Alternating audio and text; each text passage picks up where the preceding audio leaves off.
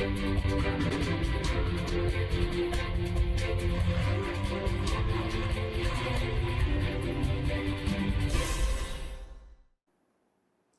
lá, galerinha, fazer a nossa revisão dessa aula sobre distribuição eletrônica? Vamos lá no slide para a gente não perder tempo e você ter a maior quantidade de informação possível. Vamos lá para o slide? Então, nós estamos falando sobre distribuição eletrônica. Vocês viram que ela se refere ao modo como os elétrons estão distribuídos ao redor do núcleo. Ou seja, o que tem ao redor do núcleo? As camadas eletrônicas, a eletrosfera. Segundo o modelo de Rutherford-Bohr, os átomos dos elementos químicos conhecidos possuem, no máximo, 7 camadas eletrônicas ou 7 níveis de energia.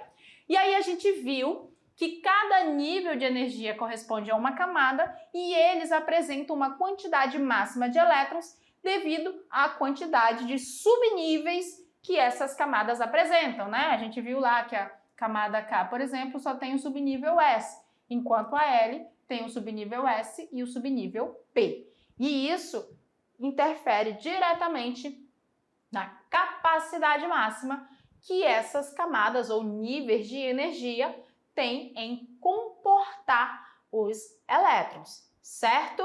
Então aqui, pelo modelo de distribuição eletrônica que nós conhecemos, a gente faz a distribuição eletrônica, né, de acordo com os subníveis.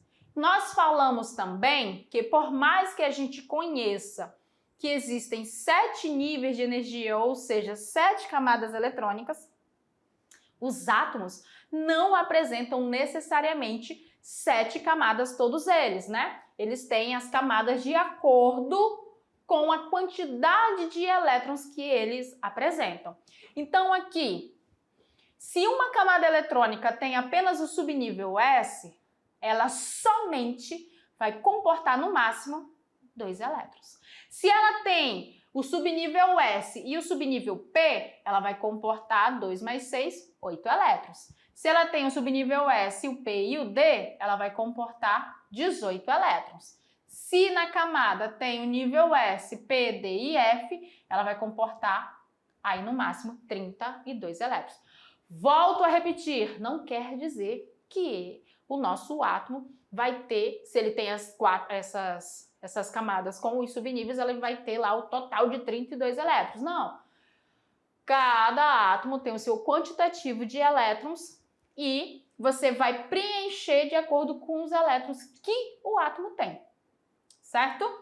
E falando um pouquinho aí para vocês terem um spoiler da nossa próxima aula, a quantidade de camadas que um átomo tem, ela é representada na tabela periódica. A posição na tabela, nas linhas horizontais em que o átomo se encontra, indica quantas camadas ele tem. Quem é o primeiro elemento da tabela periódica? Lá na linha 1 é o hidrogênio e na outra ponta é o hélio. Só tem eles dois lá. Não tem nenhum outro elemento. Por quê? Porque eles são os únicos elementos que somente têm uma camada, que é a camada K, por causa do fato do hidrogênio só tem um elétron e o hélio 2. A capacidade máxima da camada K não é 2 elétrons? Então, eles dois apresentam somente a camada K. Todos os elementos que estão na linha abaixo do hélio e do hidrogênio apresentam 2 camadas. Os que estão abaixo destes, que é na terceira linha, apresentam 3 camadas. Por isso, galerinha, que a tabela periódica, olha que show de bola, ó, que delícia. A tabela periódica tem 7 linhas horizontais, que representam as 7 camadas eletrônicas. Agora que você já sabe demais, ó, que tá te esperando? Vai lá fazer sua atividade, eu aguardo você aqui pra gente fazer a correção juntos. Boa sorte!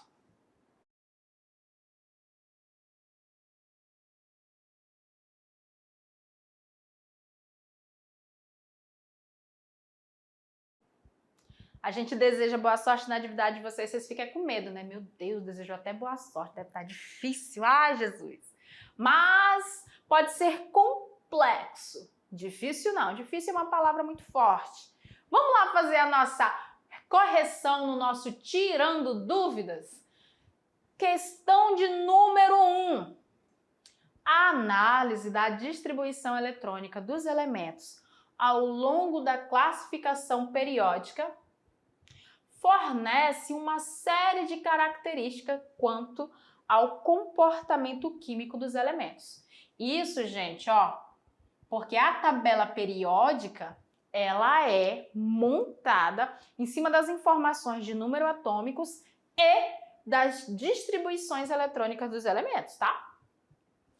Sendo dadas as distribuições eletrônicas para os átomos dos elementos genéricos A, B, C e D no estado fundamental.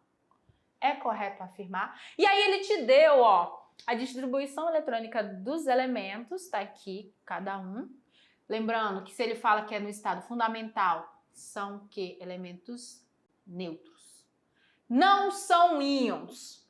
Essas informações são preciosas demais nos enunciados. E aí ele pede para você ler as alternativas e marcar a correta, não foi isso que você fez? Mas rapidinho, só para a gente não perder muito tempo. Vamos observar aqui, ó, quantos elétrons foram distribuídos para A, B, C e D? Rapidão. Vamos lá. A, 2, com 2, 4, com 6, 10, com 1, 11. Se é no estado fundamental, significa que o número atômico desse cara aqui também é 11. Bora pro próximo. 2, com 2, 4, com 2, com 6, 10, com mais 2, 12, com 5, 17. Então, ele tem 17 elétrons. Se ele está no estado fundamental, número atômico 17. C, eu espero que vocês tenham feito isso logo de cara. C, 2 com 2, 4 com 6, 10. E aqui 12, 18, 20. Aqui eram 10, tá, gente? 35. E por último, 2, 4, 10, 12, 13. Vamos lá. O átomo do elemento A possui o maior valor para o primeiro potencial de ionização.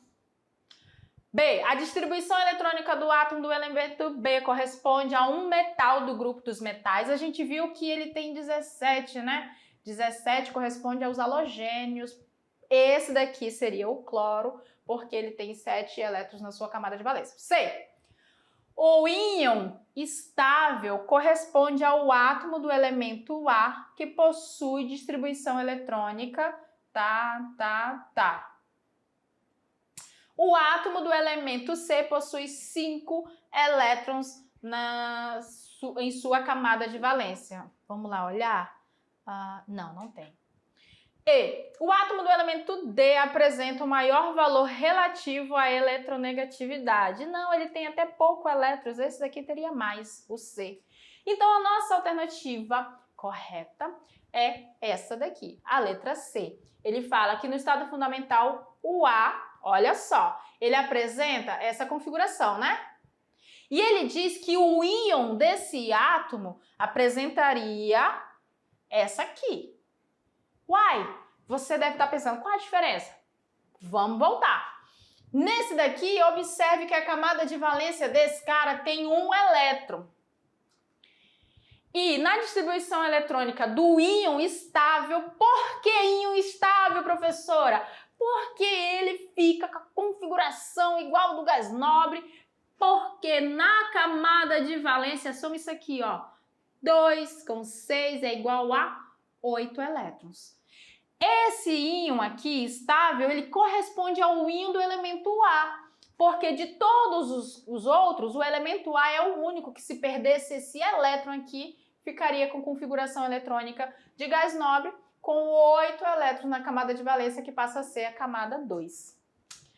Questão de número 2.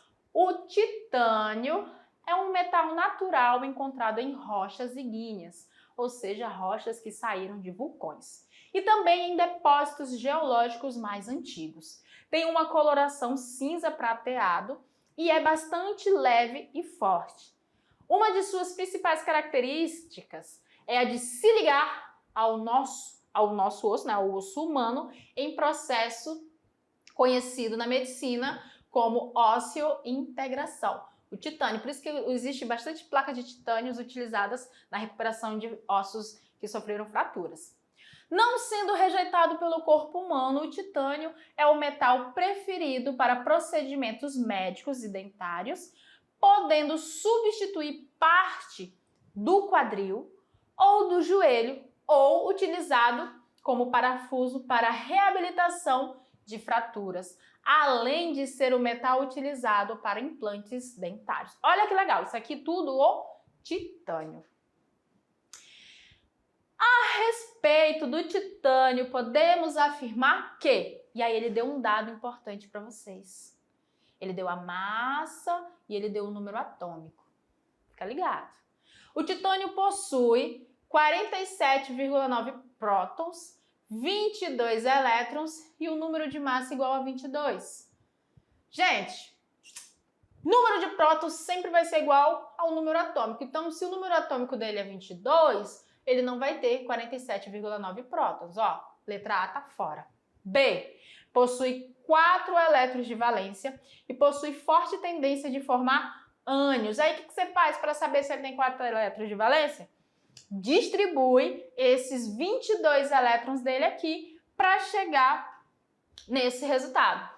1 S2, 2 S2, 2 P6, 3 S2, 3 P6, 4 S2. Lembra que depois do 3 P6 a gente vai para o 4 S2.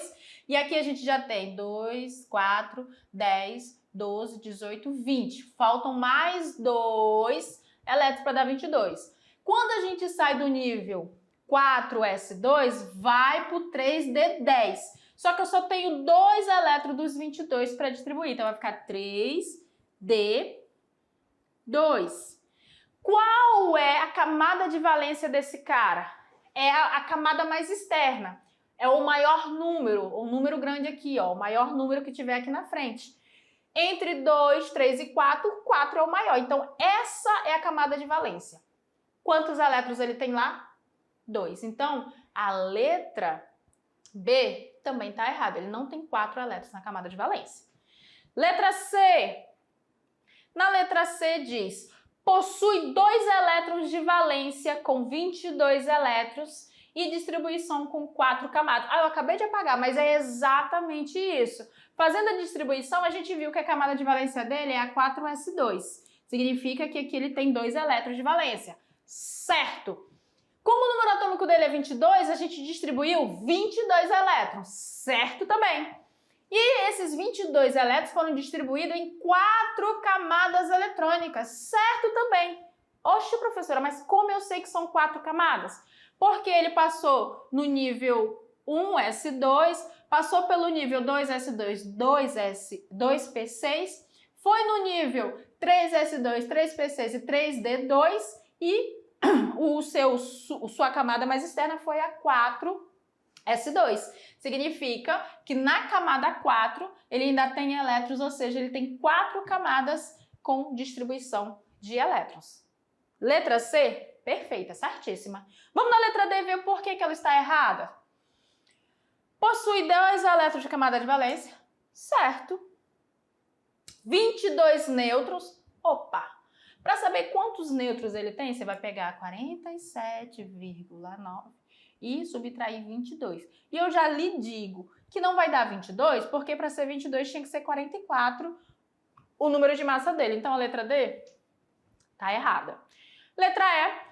Possui 4 elétrons de camada de valência. A gente já viu na letra B que não é, então, ó, nem perde tempo, elimina logo essa alternativa e marca a correta, que é a letra C. Fazendo a distribuição eletrônica, ó, 4 camadas, 22 elétrons no total foram distribuídos e na camada de valência ele tem 2 elétrons, letra C, certíssima. A voz falhou. Questão de número 3. Se liga no Enem. E a gente trouxe, ó, o Enem para dentro da sala de aula. Vamos lá.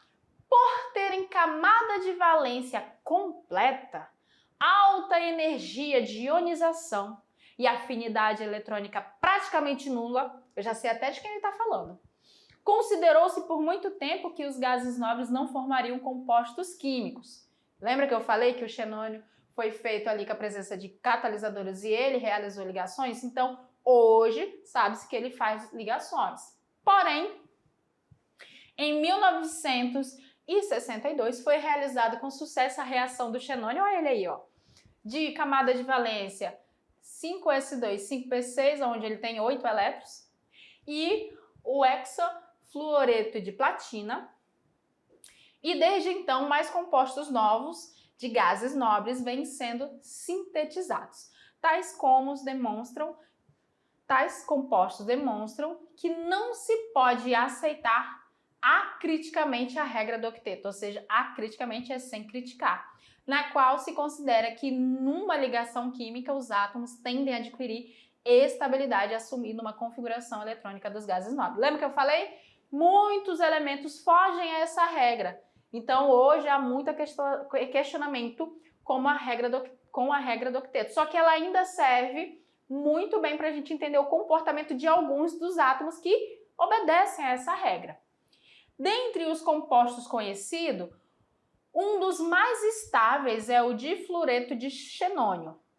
Fluoreto é o flúor, o di me diz que são 2 flúor ligado a quem? Ao xenônio. No qual 2 átomos do halogênio flúor se ligam covalentemente, não formam íons, ao átomo do gás nobre para ficarem com 8 elétrons de valência. Cada um dos flúor se liga ao átomo de xenônio para ficar com 8 elétrons na sua camada de valência. Ao se escrever a fórmula de Lewis do composto de xenônio citado, quantos elétrons na camada de valência haverá lá na camada de valência do nosso átomo do gás nobre? Então, olha lá. Quem é o flúor? Aqui ele diz que o flúor tem essa valência aqui, certo? Eu vou fazer do modo menos doloroso para vocês. Nessa valência aqui do flúor, quantos elétrons ele tem? Você soma 2 mais 5, 7. Então, o flúor, ele tem 1, 2, 3, 4, 5, 6, 7 elétrons na sua camada de valência. Faltam quantos para 8? Falta só mais um. Só mais um. Aí ele fica com 8. Só que esse mais um, ele não vai ganhar. Ele não vai ganhar. Ele vai compartilhar um que ele tem com o nosso gás nobre. Que vai ter 1, 2, 3, 4, 5, 6, 7, 8. Porque ele é um gás nobre, então ele tem 8 elétrons na camada de valência, com exceção do hélio. O que vai acontecer aqui? Eles vão compartilhar. O flúor vai compartilhar um que ele tem com o xenônio e o xenônio vai compartilhar um dos que ele tem com o flúor. Então, esse elétron aqui do flúor, ele vai ficar girando ao redor da eletrosfera do xenônio e do flúor também. Enquanto esse elétron aqui do xenônio vai fazer a mesma coisa, vai estar na eletrosfera dele e vai passear na eletrosfera do flúor, fazendo com que o flúor tenha os seus 8 elétrons pelo compartilhamento. Então tá, o xenônio a gente viu que tinha 8, então se o do flúor vai compartilhar com um dele, né, o do flúor aqui vai estar na do xenônio, então com 8 com mais 1 fica 9. Fechou? Não, porque são 2 flúor. Então, o xenônio, além de compartilhar com esse cara, vai compartilhar com esse aqui também. Então, se ele tinha 8 e vai ficar compartilhando mais um elétron desse e mais um elétron desse aqui, com quantos elétrons ele vai ficar no final? Com 10. Exatamente 10 elétrons. Ele tinha 8, está compartilhando um com cada um dos flúors, ele fica com 10 elétrons. E a gente corre pra galera e só comemora. E aí, galerinha, eu espero que vocês tenham gostado da aula de hoje. Eu me despeço agora, mas volto depois. Vocês sabem, né? Mais aula pela frente. E eu espero que vocês estudem bastante. Não deixe para estudar só perto da avaliação. No mais, a gente se vê na próxima aula.